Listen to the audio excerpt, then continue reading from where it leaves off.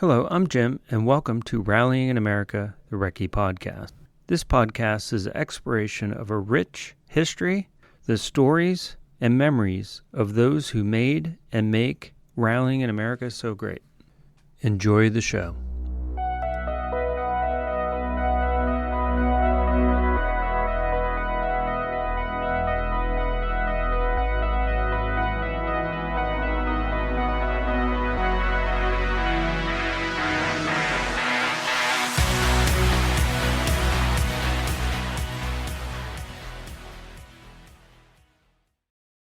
This week's guest is Brian McMahon, a photographer and former rally driver. He began his career shooting night rallies like Press On Regardless, unaware of how the film would turn out. Later, he competed in TSD and stage rallies, starting with a '69 Camaro before switching to a Datsun. Brian also shares how rally fans have diverse backgrounds and often engage in interesting conversations in the woods. Having a good day? I see your Press On Regardless book up behind you there. Yeah, and your jacket. I thought you might get a kick out of the jacket. That was that's what most people were wearing in the 70s. Oh, they're sharp. I wish they would bring those back, actually. And if you look closely, you can see the POR would put out, they started out with the pins for each year. Yeah. And then they moved to the I don't know what you call sew-on things. And then in 74, they went with the look like the Monte Carlo, and then you added years. Yeah. That's pretty sharp. And I see the Rally Gators patch there. Yeah. And the Tag Heuer. Yeah. I'm sure they did the timing, maybe. Yeah. Yeah. SCCA. Yeah. Well, that's sharp. Yeah, I'd like to. I brought it up from the basement just for you. All right, perfect. Thanks. Well, Brian, I really appreciate you coming on the podcast today, taking your time this afternoon. So let's go ahead and get started. And so let's go back a little ways back. And how did you get started in rally? Well, I was always interested in racing. I liked the Trans Am and the Can-Am. And back in the heyday in 70, 71, I'd go down to Mid-Ohio. I'd go to MIS to watch the racing. And about this, must have been about 69. My brother-in-law was in the Army, came back from Korea with a Mamiya 35 millimeter camera. So now I'm shooting pictures. And I'm learning how to develop my own black and white. And so then must have been, late spring of 71. I'm driving past a high school and I see an MG midget do a spin on a parking lot. And then I see the cones. Oh, it's a Gymkhana. Nice. Yeah. Well, let's go get some pictures. And so I'm standing off to the side trying to figure what I'm going to do. And all of a sudden I see this guy walk up to me and I'm thinking, oh, he's going to kick me out. And it turns out he is the president of the Sports Car Club of Ann Arbor. And he was putting on an event and he was looking for a different kind of trophy. And he thought maybe a picture of the winning car, so instead of a trophy, you get a picture of your car in the event. Oh, excellent. So we kind of talked about it and I said, yeah, that can be done. So then, but that meant I had to get a picture of every car, not knowing who's going to win. Right. And you have to. So worked out a deal where he told me a couple spots to park where all the cars would go by, take pictures, and then I would go to the finish, which was probably 5 o'clock in the afternoon. And he would tell me who the winner was. Well, the club meeting was at 7:30. So I run home, develop the film, print the pictures, and race to the meeting. No pressure. No. And so you're sitting around and everybody's like, oh, wow, pictures of cars. Yeah. And listening to all the discussion, because even at that point, they start discussing about the big ones, POR, Moonlight Monty. And so then listening to the discussion. And then they started working on me like, hey, how'd you like to come up to Gaylord for the Moonlight Monty and take some pictures? And cool. I'm thinking, oh, okay, what's involved kind of thing. Because it's, 2.5, 3 hour drive from where I live. Yeah.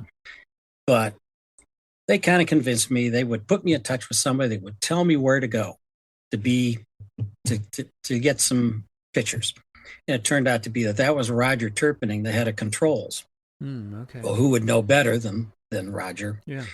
But back then, the stages were all secret, technically. You couldn't pre-check them. Oh, okay. That's interesting. So then the course was secret. So then I met up with Roger, and I had the official map book that everybody used back then. And so he pulled me aside and he marks out a couple spots and he gives me first card time dues. So I know being there by this time. And so that was the first year that they went into the Upper Peninsula, which made it kind of interesting because, like I say, not knowing what I was doing, because I'd never shot a stage rally. But I took the time I went and rented a second camera. So I had two cameras in case one failed. Well, now that, you see the expenses mounting up. Now, how many pictures am I going to have to sell to break even? And I tell you right now, it never happened. I think that's still a complaint from many photographers that I talk to. So unfortunately. But nowadays with the electronic cameras, you can shoot a bunch of pictures, but you're not paying to develop each of those. True. And so you don't know what you have till after you develop it. So finding my way out into the hinterlands of Michigan, and I got some real fuzzy pictures at the start because it was already dark. That's the other thing. They all ran at night. So very few daylight stayed. And so I went up into the UP, shot a couple rolls up there, which never turned out at all because I wasn't using a flash, because I didn't have a good flash. But on the morning side of it, I got lost, and it took me, probably 45 minutes to find where I was, to get into the woods. And I'm screaming down the road in my Camaro, and here's a control. And it happened to be some people I ran into the night before, and they said, "Oh, go down here. If you go in there about a half mile, there's a big puddle, and the cars will go through it." There you go. So I get in there and I set the camera up on a tripod. Sun's just coming up, and got some really pretty shots with the fall colors, because this was in October. So then after that, okay, I'll go to POR, which is 3 days instead of just overnight. And the rest is history as far as getting sucked in. And I was kind of a sucker for, I got to look into this more. And in the meantime, my brother-in-law and he was out of the Army by then. And so we started running TSD events. And so then we were doing TSD events, club events. And then we were running off to try and take pictures of the snowdrift came in January. And they got pulled into being helping with control layout for the big ones like POR. And so I wasn't able to take a whole lot of pictures that way. But I learned an awful lot about what goes on behind the scenes and what kind of roads and how to drive them. Because like I say, we got to drive them 4 or 5 times setting up controls, because we'd have to go in over the late summer and early fall for pickup points. This is before cell phones. We'd have to find a payphone that if the crew was running late, they'd call that number. So we would know, and we'd wait at the payphone, and then we'd have to race on in with them. And there are some challenging stories of that. I bet. So this is pre-ham radio, or was there any ham radios available? No, it wasn't involved. In fact, Roger, the head of controls, worked for a wing of the University of Michigan. And he, in the fall, would come up with these 2 meter, I think they were 2 meter radios. And we'd have to all the control layout would install them in their cars so we could communicate. Okay. Well, they didn't reach forever because they didn't have a whole lot of power. But he had a setup where they had a lead car and a backup car. The lead car had a 100-watt linear amp, and so I could reach to North Pole probably if it really tried. And every time you keyed the mic, your interior light blinked because there was so much juice going through. Oh, wow. But that was early stages of that. And they were just starting to look for local hams to get involved. And that came about, I think, a couple of years later. They were able to get some involved. Oh, yeah, nice. When they moved up POR to Marquette. Okay. That's when there was a ham club up there that got involved and really helped out on stages. Okay. So after or during your involvement with Press On Regardless, what other rallies did you either photograph or did you participate in? Excuse me. Let's see. I photographed a snowdrift, the Moonlight Monty. It only ran one more year before they dropped that because of POR being such an undertaking a month later. Happiness is Sunrise, Sunriser 400, Northern Lights, Allegro, Marathon 400. Okay. And what I tried working into, I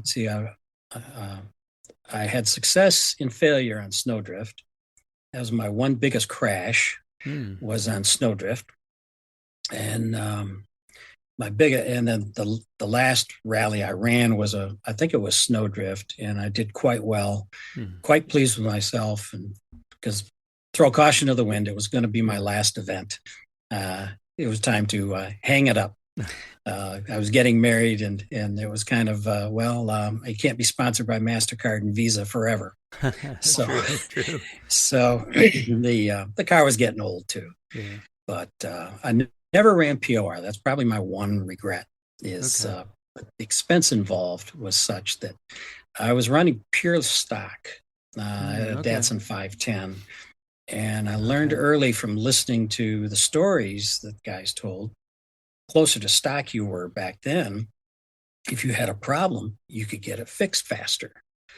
There was a story of a guy that had an alternator go bad on, I forget what rally, but they were at a meal halt. And one of the people standing around, I run the auto parts store. I think I got one that'll work. Oh, nice. And so they run over, pick it up, put it in. It worked. So the guy was able to continue. But if you have something exotic, you unless you've got a service crew with spare parts, you're hung out to dry. Right. So at that point, Datsun really wasn't in America long, was it? Well, Was it 1960s that Datsun came out? Yeah, Datsun came in the late 60s, but they were one of the few companies that you could go into the Datsun dealership and buy competition parts over the counter. Oh, okay. Yeah, I bought my Datsun in 72, and it was $2,500. Good price. But I added into the package the Safari suspension and the Triple S package. I never did install the Triple S package, which was cam, pistons, valves, etc. I sold that off. But I had the Safari suspension installed, and that's what gave you a little bit more ride height and a stiffer ride. Okay. And that made a lot of difference, especially going through the woods. Yeah. Who was your co-driver in that? I had several. I started out with my brother-in-law, and then he went to California for job purposes. Then I had, for one event only, a hockey goalie that I'd played against, who wanted to be a road racer, but he can't go very fast, very far when you get sick in the middle of the stage, and you got to just follow tracks at night. Yeah. So he was out the door, but I did have this young lady that was really good, and she had never co-drove, and so I'm looking for a co-driver, and she had contacts with a lot of the people because she was a member of the Ann Arbor Club. Mm-hmm. and her name was Virginia Reese. Okay. You might, if you look in the files, she was probably one of the top co-drivers down the road. Excellent. And we worked together for a year. We ran some rallies and also did the POR control stuff. And then she moved up to Tom Tolles, Jim Walker, and John Woodner. Okay. And yeah. I mean, she was always in the top 5 of the ranking. I mean, just an excellent. And I remember one time we were screaming across the 30-mile straightaway in the UP, the Seney, by the Seney Game Preserve. It's at night. It's snowing. I'm concentrating on the road. And I said, how? And then she shoots back 4.75 miles. She was always calculating how far to the next point. Oh, wow. That's good. That's sharp. I mean, it's like we were on the same plane. I hated to see her go, but she was much better than what I could offer. Oh, very nice. So have you photographed anything outside of maybe rally or those early autocross days? I've done some just kind of landscape, birds at the bird feeder.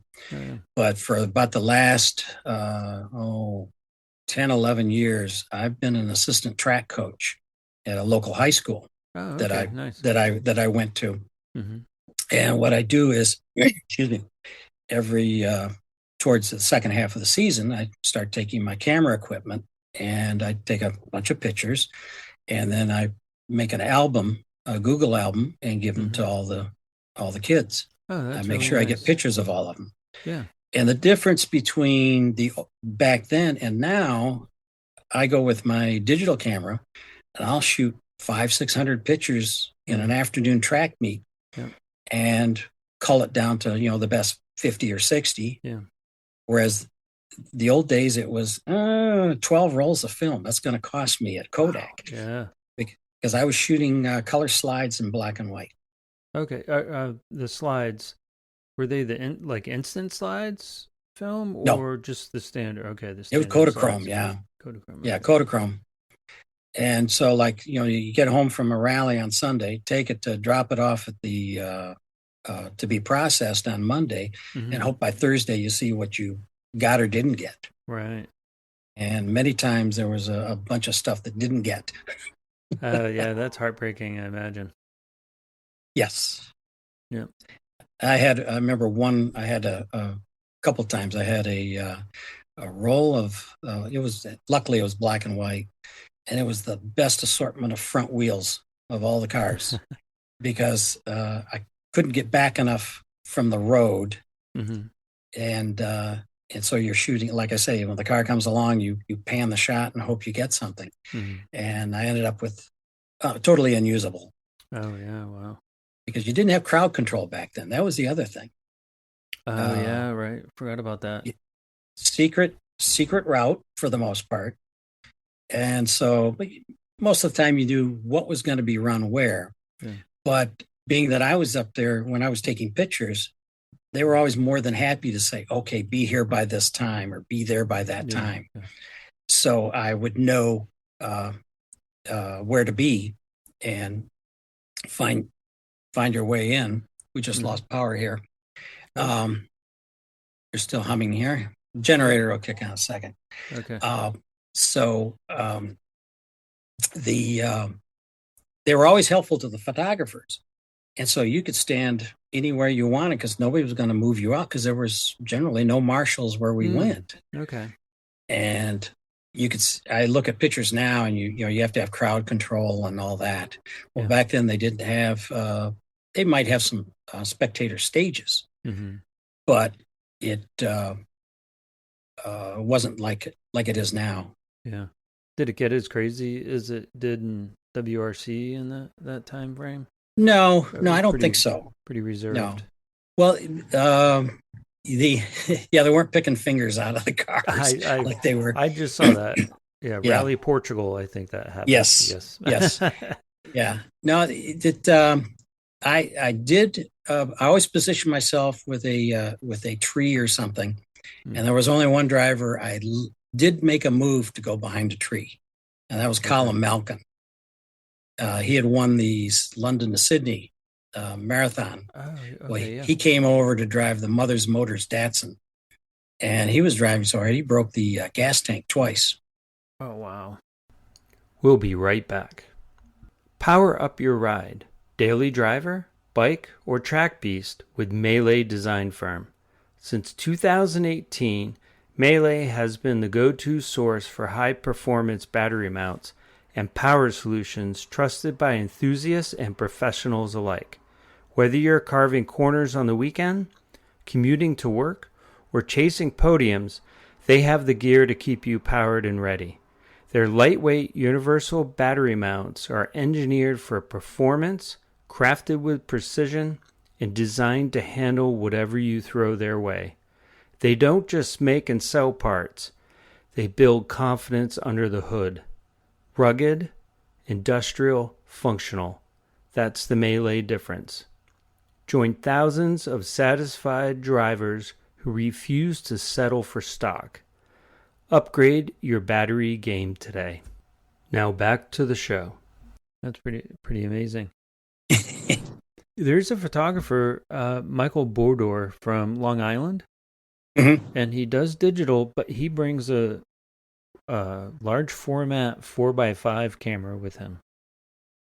And he sets up at Southern Ohio and Susquehannock Trail, and I think he did Over Mountain. But he brings the 4x5 with him, and it's, he doesn't know what he's going to get, like you said, until he gets it developed. But he has done some amazing photos, and I'm pretty impressed and happy to see someone, doing the old type film photography and that. And there's some others that also do, vintage video and that. But yeah, it's impressive. So what I wanted to ask was, it seems like analog cameras are kind of making a comeback and slowly getting popular again, and films slowly becoming available again. Yeah, I've held on to my equipment. Mm-hmm. In fact, I went in and got it assessed, and they weren't going to give me much money for it. So, okay, I'll just hang on to it. Mm-hmm. The trouble might be getting somebody to repair it if it breaks. Yeah, it's sad. When I was younger, back in the probably early 90s, I remember there were still camera shops available, and you could still go in and buy camera equipment and all that kind of stuff. And because I used to mess around with, someone gave me a pile of Super 8 cameras. At the time, I could still get Super 8 film and, in high school and get it developed and that. And then later on, I got into shooting a Holga with 120 black and white film. And I would have to take electrical tape and wrap it around it to prevent the light leaks. Yeah, but it was a fun experiment and fun taking those photos. So. The one good thing about processing today with electronics is that you can take something that you might 40 years ago, well, this is useless. Yeah. Whereas now you can process it through filters and adjust colors and hues and that stuff. And I was able to do that with a bunch of my slides from back then that I never digitized, because when I did, they were either too light or too dark, or washed out. And some of them I was able to then go back and actually make them quite usable. One other thing I did last year was kind of an experiment. Is I went on eBay and I bought a bunch of old, kind of outdated disposable cameras. Yeah. So I handed them out at SDPR and at Boone, and just gave them to drivers or co-drivers or just random people, some kids, and it was pretty interesting. The results I got back, it was a lot of fun to go through and see the photos that and get different perspectives. But I've got to get better cameras for this year because there were all kinds of issues with lights and effects. So I was considering getting some cheap 35 millimeter cameras and just loading it with 35 millimeter film, maybe I would have better results. I don't know. What do you think? Possibly. the the lenses are so much better on a 35 millimeter standard camera than there is on the little Instamatic type. Yeah. And I remember I have the difference between I was on vacation and I was up in broke on Martha's Vineyard of all places. The last picture I took with my 35 millimeter was Walter Cronkite's house. Oh, wow. And then I ended up with an Instamatic the rest of the other week through New England and Canada. And the difference between the pictures is night and day almost, because you get a picture, but it's just not as sharp as it is with a good lens. Because most of the people will tell you the lens makes it. It's not so much the camera, it's the lens. Yeah. It's funny you say that, because there's a trend right now where people, guess it's several companies that 3D print a pinhole lens for your good camera now. It's kind of funny how, things kind of go back and kind of circle around, and it's cyclical. People getting back into pinhole cameras and just kind of having fun and experimenting with it. Like a crystal radio. Yeah, right. Yeah, exactly. Well, vinyl records are huge now. They can. I got 400 in the basement. Oh, do you? Yeah. Oh, wow. Okay. Very cool. Yeah. Can't throw anything away. Yeah, exactly. I'm the same way. I just have to fend off my kids. My kids from coming and taking the best ones. Oh, really? And what would, may I ask what they would be? Your best vinyl records?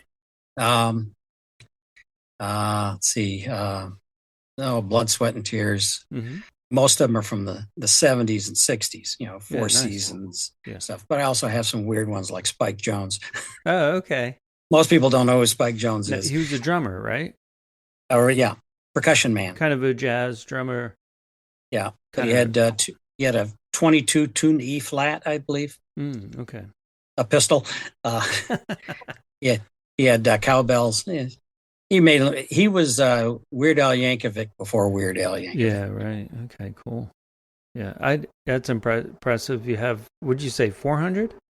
Yeah, probably about 400. About 400, yeah. I've only got a couple dozen, but you got a late start. Yeah, but I was happy. I got original pressing of Van Morrison's Tupelo Honey, so that's my wife's favorite. So I got that for her birthday one year. So. So let's go back to rally. Now, you had a Datsun and 510. Did you rally any other cars other than the Datsun? Well, I did TSDs in my Camaro. Okay. What year was the Camaro? 69. Oh, nice. Okay. I was in love with Donahue and his Camaro, and I bought a 307 with a Hurst 4-speed. But believe it or not, I traded that in on a Datsun. Oh, you did? Wow. I was that ill with the rally fever. Gotcha. How about some non-rally cars, or just your car history in general? It sounds pretty good so far. Well, had a 65 Mustang. Oh, nice. I had that in college, and then got the Camaro as my first new car. Then I got the Datsun. Then I got a B210. Let's see. The other fun one was the Toyota Tercel wagon with the shift on the fly 4-wheel drive. Oh, wow. That was probably, my wife says it was the best car we ever had. What year was that? 84. 84. Okay, very nice. And she had a, I can't think of the name of it, the little sub-mini Toyota car at the time that if you watch any of the footage from Europe rallying, you find it running around still. Oh, okay. I can't think of the name of it. But like a Corolla or a... Yeah, smaller than the Corolla. Smaller than a Corolla. Okay. Yeah, they only made it for a few years. Uh, but then, the family comes along and a Saturn wagon and, a Yeah. Tercel and we had a Fiesta, a Focus. The Fiesta I rallied Oh, okay. as late as a couple of years ago. Okay. What rally was that? Just like a Moonlight Monty. Moonlight Monty. Okay. Yeah, but see here you go back to back then Sports Car Club of Ann Arbor being Hmm. next to the University of Michigan. We had a lot of students that would join the club, and a couple of them you might recognize the names are Shepard, Doug Shepard. Oh yeah. Right. Yeah. Yeah, Yeah. he was a member. Rich Beretta, Hmm. the Richta that's used in TSD rallies now, he Yeah. designed. Okay. In fact, about every 4 or 5 years, Rich and I would try and get together, and he'd come in to see his family because he lives out in the Midwest, further out in the Midwest, Hmm. and we'd run like Moonlight Monty. That seemed to always be the one. Nice. And I'd throw a couple of the old Marshall driving lights on the Fiesta, and Uh-huh. there you go. Oh, excellent. Sounds like a lot of fun. Prior to that, was were your parents or any of your family members into cars? Nope, Nope. So. nope. In fact, probably the most interesting thing was the fact that I remember when Bondurant opened up his high performance driving school. There was a big article, and I think Road and Track. Yeah. And I'm reading it, and I said to my mom, "You know what? If I get enough money, I want to go to that." And she says, "Well, I hope you never get enough money." So Yeah. then, fast forward ahead, they had moved to Arizona, and they worked at McCullough out there. And on lunch one time, talking to this couple, and the couple were into rallies. They from California. Yeah. And they were saying, "Oh, we're into rallying." And she goes, "Well, so is my son." Oh, what kind of rallies he's doing? He says, "Well, he's working on the POR, the press on regardless." They go, and he says their faces lit up with, "Oh my, we've always wanted to run that, and that's the that's the cream of the crop. Yeah. If you're really good, you do that one." And all of a sudden, her attitude about rallying changed. Okay. I was doing something worthwhile. Right. But no, neither one of them, no motorsports on either side of the family. I just like the sound and watch the old footage on black and white TV when you're young. Yeah. And, yeah. Now, do you keep up with any of the rallies that go on here in America, or do you follow WRC? Yeah. You might say I kind of follow from afar. I'll watch the results and whatever's posted on the different events. I'm not going as far as like getting the Rally TV subscription, but I'll view the replays after and follow. And which back in the day, figure back in the late 70s, you didn't have social media. Yeah. If like for instance, when the RAC was running or the Monte Carlo, I was tuning in BBC radio. I knew when the sports programs were on, so you could find out who was leading or who was out. And I remember one time the RAC, the lead changed, I think, from what would have been 8 a.m. our time till about 8 o'clock that night. Mm-hmm. And so each time it was something different. Yeah. But with social media, you can almost see it immediately or watch it live. I've watched people, they'll post some stuff live on Facebook and watch it that way. So you can kind of stay up on that stuff. But as far as I really don't, far enough away from it, I don't know any of the people involved anymore. Not heavy involved, but I recognize names from some of the old timers that you might hear or see in the background. Okay. Speaking of the old timers, did you rub shoulders with any of the other photographers in that area? Maybe like Phil Berg or Jerry Winker or any of those? No, Phil Berg was getting started as I was kind of easing out. Oh, okay. Because I quit doing heavy photography in about 80 and was out after 83. Okay. Due to, family commitments, and Yeah. I changed jobs, and I couldn't get the vacation time to make it easy. Uh, when I was doing all my heavy stuff, Hmm. I could take 4-day weekends, whereas when I got moved to another company, it was like you take a week or nothing. No. So that kind Okay. of shoots it. So Yeah. All right. So with family commitments and that, it makes it tough to yeah. get that extra time off. I get it. So well, Plus, great. I was getting it. You do kind of get to a burnout, and you need some time off. Yeah. Right. Right. And I know there are several photographers that kind of felt the same way, but few are getting re-energized than just coming back for fun. It's a lot more fun, after you take that break maybe and then come back and just do it when you don't have to worry about your gas money getting back home or, paying Yeah. for your hotel room, right? Well, also too, it's a whole lot easier. Uh, you're not spending the day driving to the rally, staying up Mm-hmm. all night trying to photograph the rally, and then driving home. Whereas now being run in daylight, you Yeah, know that you're going to get some good shots because the sun's going to be up, right. and you're not tripping over logs and stuff, Mm-hmm. walking through a dark forest trying to find a spot Yeah, because everybody has uh, here you go here, park here. It's so much easier. yeah. So was it very competitive back those days? So you sounded like you were pretty much the only photographer at many of those events, I or had maybe that just one or feeling. two. Yeah. I had that feeling. People would because you didn't have social media, nobody posted anything. Yeah. But uh, the you would see people that might have cameras, but they were there maybe photographing their friends, or if Mm-hmm. something happened, Yeah. uh, which it's hit or miss really.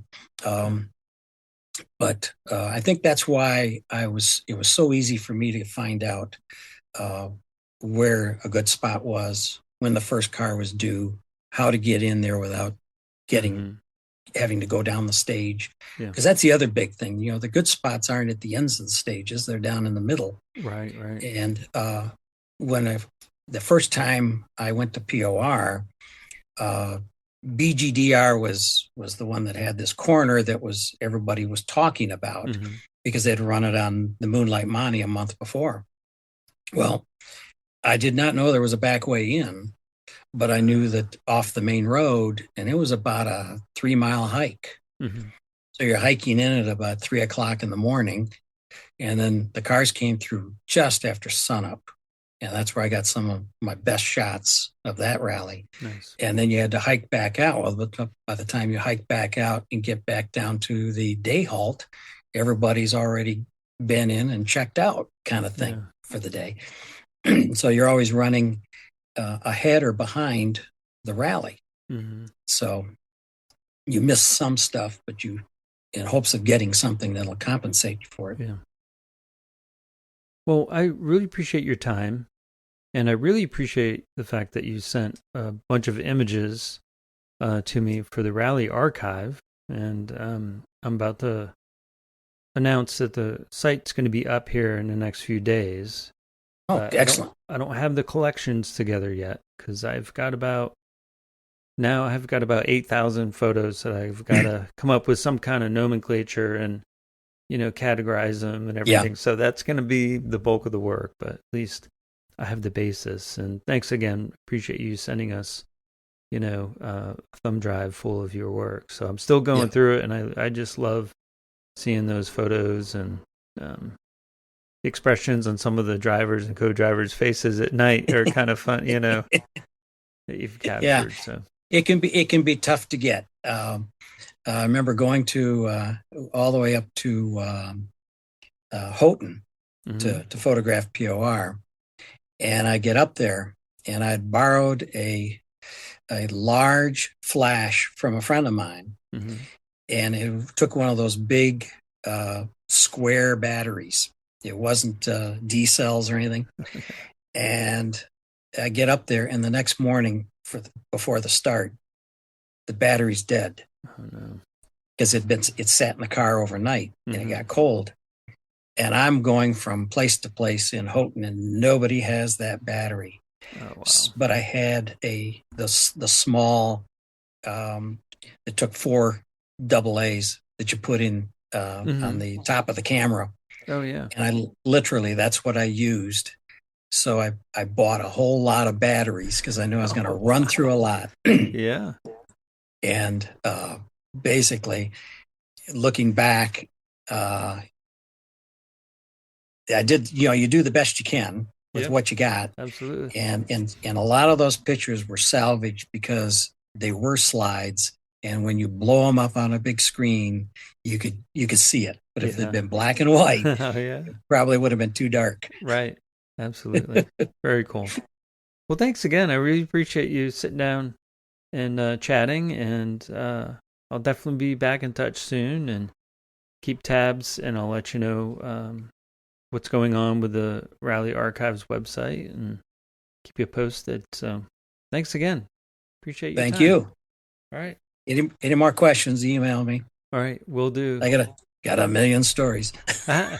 Yeah. And that's what's great about doing this podcast is hearing all the stories and getting them recorded too is really important. I feel for rallying and, well, the one thing that always stuck with me was the fact that when the people in rally, they come from all walks of life. Mm-hmm.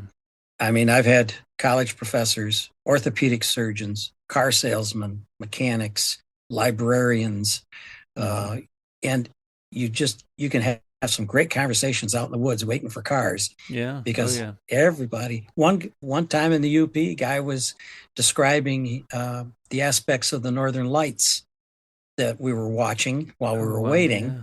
And somebody said, well, how do you know that? Well, I needed an extra credit in college, so I took astronomy.